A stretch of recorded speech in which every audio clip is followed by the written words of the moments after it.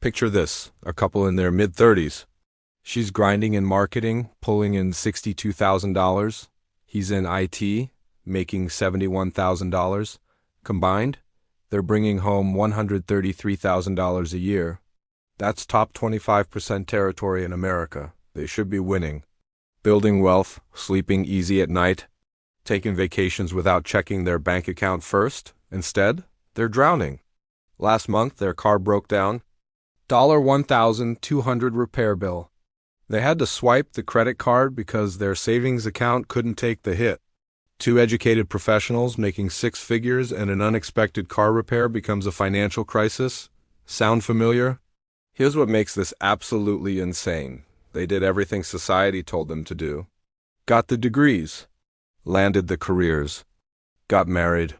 Bought the house in the good school district. They followed the blueprint perfectly. So why does it feel like they're one emergency away from disaster?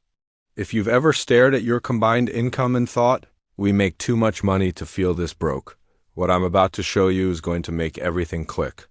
My name is Bobby, and I need to tell you about one of the biggest financial traps in modern America. It's called the two-income trap, and you're probably standing right in the middle of it. Here's what we've been sold. Two incomes are obviously better than one. Simple math, right? If one person making $50,000 can support a family, then two people making $50,000 each should be able to support that family and have an extra $50,000 for savings, investments, building real wealth. Except that's not what happened. Let me take you back to 1970. The typical middle-class family had one income, usually dad working, mom managing the household. And here's what nobody talks about anymore, that single income was actually enough. Not barely scraping by, actually enough. They could afford a median-priced home, spending about 25% of their income on housing. They could save money, take vacations, build financial breathing room. And most importantly, they had a backup plan.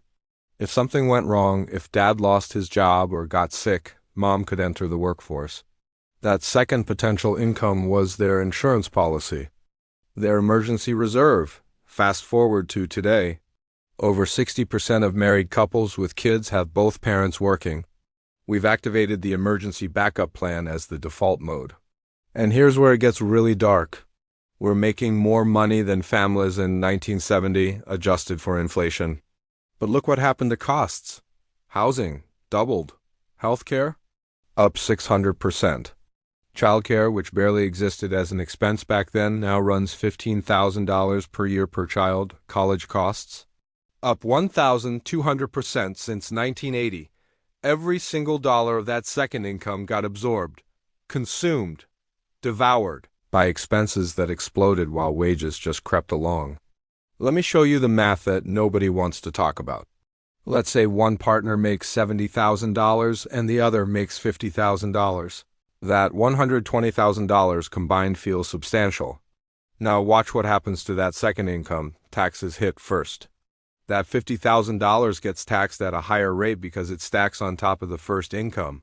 After federal, state, and payroll taxes, you're down to about $33,000 in take-home. Got kids? Daycare costs $15,000 per year per child. One kid, and you're already down to $18,000? Two people working means two commutes. Gas, maintenance, wear and tear, parking, that's easily $8,000 annually. Now you're at $10,000, but here's what really kills you, exhaustion expenses. Two working parents means nobody has time or energy to cook, clean, or handle household tasks. So you're ordering delivery, hiring cleaners, paying for convenience, buying prepared meals. Add another $7,000, that $50,000 second income. It's now worth $3,000. That's not a typo.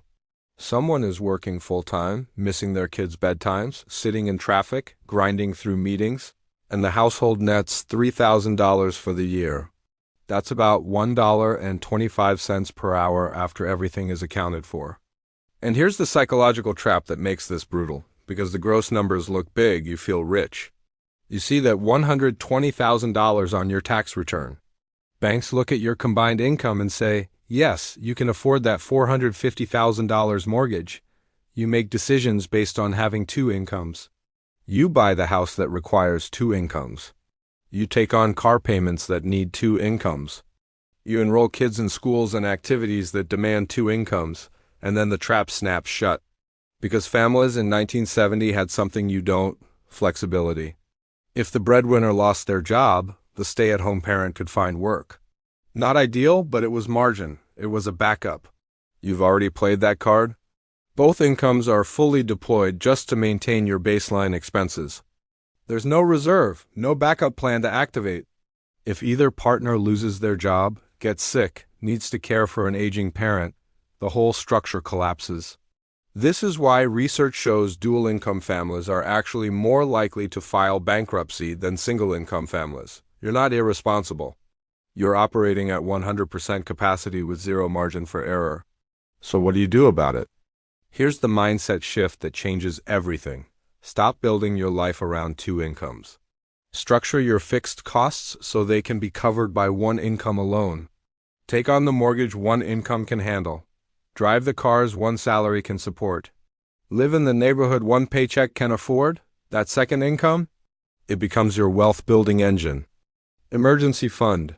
Retirement accounts, investments. You're buying back the flexibility your grandparents had. You're creating actual financial security instead of just the appearance of it. This requires short-term sacrifice. You'll drive past houses you could technically qualify for. You'll resist the pressure to spend like everyone else earning what you earn. But within 5 to 10 years, something magical happens. Your investments start generating their own income. And suddenly you have what you thought two incomes would give you in the first place: genuine security, real choices, actual breathing room. The two-income trap isn't about earning more. It's about preserving flexibility. Our grandparents with one income had the ability to absorb a shock, to change direction, to make choices based on what's best for their family instead of what's necessary to make the mortgage payment. You can't earn your way out of a trap you don't even know you're in. Now you know. The question is, what are you going to do about it?